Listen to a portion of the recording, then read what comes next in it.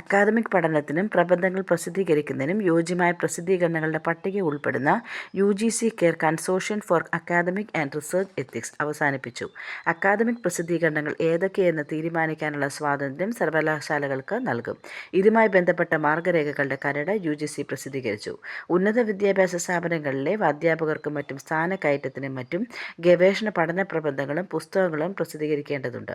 സർവകലാശാലകൾ നൽകുന്ന വിവരങ്ങളുടെ അടിസ്ഥാനത്തിൽ ജേർണലുകളുടെ പട്ടിക സൂക്ഷിക്കുകയായിരുന്നു മുൻപ് ചെയ്തിരുന്നത്.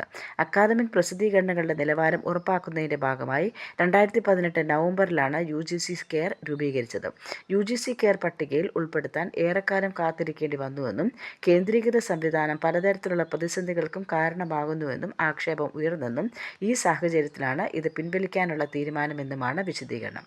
പ്രസിദ്ധീകരണങ്ങളുടെ അടിസ്ഥാനം, വിവരം, എഡിറ്റോറിയൽ ബോർഡ് മാനദണ്ഡങ്ങൾ, എഡിറ്റോറിയൽ നയങ്ങൾ, ഉള്ളടക്കങ്ങളുടെ നിലവാരം, ഗവേഷണ നൈതികത, പ്രസിദ്ധീകരണത്തിൻ്റെ സ്വീകാര്യത തുടങ്ങിയ വിവിധ ഘടകങ്ങൾ വിലയിരുത്തി സ്ഥാപനങ്ങൾക്ക് തന്നെ ഇനി മുതൽ ജേർണലുകൾ തീരുമാനിക്കാമെന്നാണ് നിർദ്ദേശം.